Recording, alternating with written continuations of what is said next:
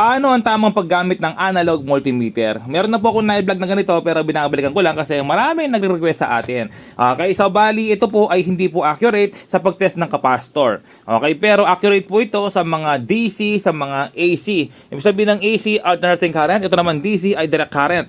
Okay, sa pag-test po natin ng DC. Yung pag-test po ng DC ay ganito. Kailangan mo lang i-select ng, ito po siya, DC volts.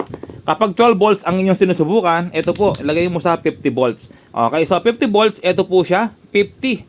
Ayan, volts. Tapos 40 volts, 30 volts. Yung gitna po niyan ay 25 volts. Ito, DC po 20 volts ito. So kung 12 volts battery ang ating check, ito po dapat 12 volts or 13 volts. Ayan po dapat, no? Kasi 10 volts, di ba? Okay, so tingnan niyo po na maayos yung ating tester.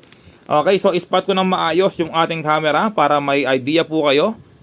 Ayan, para hindi kayo mahirapan. Gusto ko malinaw po yung nararating ni Jeff Repairman sa pag-demo. Ayan po, testerin na natin, no? So kailangan 12 volts, okay, positive, negative.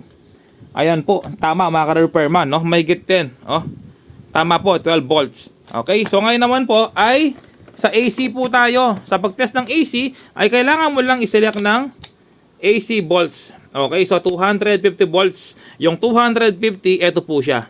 Okay, so 250 yan. So 200 volts, siyempre 230 sa bahay natin sa kuryente. Okay, sa pag-test po mga ka-repairman, ganito lang. Kahit baliktaran, wala yung problema. Kahit baliktaran. Ayan po, 200, 230, 225 yung gitna. 227 volts, okay? Ito pala yung 225. So 227 volts. Okay lang 'yan. Okay? So bali test naman tayo sa capacitor para may idea po kayo. Pero bago 'yon, yung thermal fuse ng rice cooker, walang power yung rice cooker, walang power yung electric fan. Paano nga bang pag-test? Ganito lang po, continuity. Okay, yung continuity mga ka-repairman, ito po siya. Ito yung continuity, X1, X10, X100. Okay, continuity po yan. Kahit ito, pwedeng gamitin lahat yan. Continuity po yan.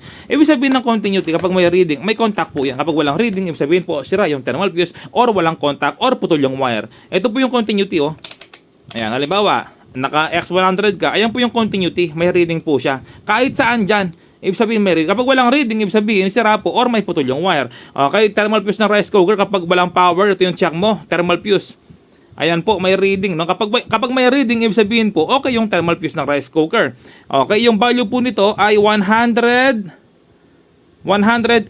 Celsius, 15 ampere, no? Para may idea po kayo sa thermal fuse ng rice cooker. Ito naman po, thermal fuse ng electric fan. Kapag may reading, ibig sabihin, okay po yan, no? Kapag walang reading, ibig sabihin, sira po yung thermal fuse, syempre. Ayan po yung continuity. Okay, walang problema kahit X10 ka gamit, kahit X1, walang problema. Basta gagalaw yung tester, ibig sabihin, okay yung thermal fuse. Okay, so value po nito ay 120 degrees Celsius, 2 ampere ng electric fan thermal fuse. Sa pag-test naman po ng capacitor, ay ganito lang po, X100. Kailangan mo lang itodo to.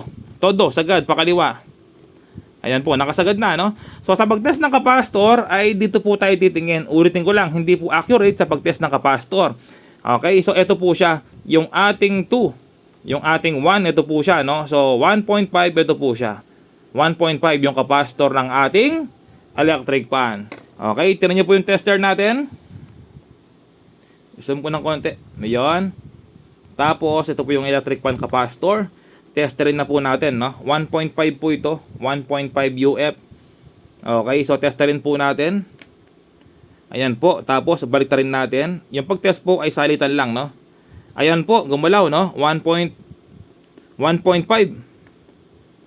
Ayan po. O, tama, no? 1.3. Tulad na sinabi ko, hindi po accurate to. Ayan, pero good po yung capacitor. Kapag walang reading or hindi umaabot ng 1, ibig sabihin po, sira yung capacitor ng 1.5. Okay, so ito naman po yung capacitor ng washing machine na meron siyang 8 UF. Okay, sa pag-test ng capacitor, kailangan po mahigit kalahati. No, kailangan mahigit kalahati. Kapag kalahati or walang kalahati, ibig sabihin po, sira yung capacitor ng washing machine. Okay, hindi po accurate sa pag-test ng analog, pero ganyan po ako mag-test sa loob ng 16 years, wala namang problema. Kapag may higit kalahati, ay ibig sabihin, okay po yung ating capacitor. Ayan po, balik natin. Ayan, no? May higit kalahati, ibig sabihin, okay po yung capacitor ng washing machine. Ayan, no? So ganyan lang mag-test mga ka-repairman. Kapag walang reading, ibig sabihin, sira po ito.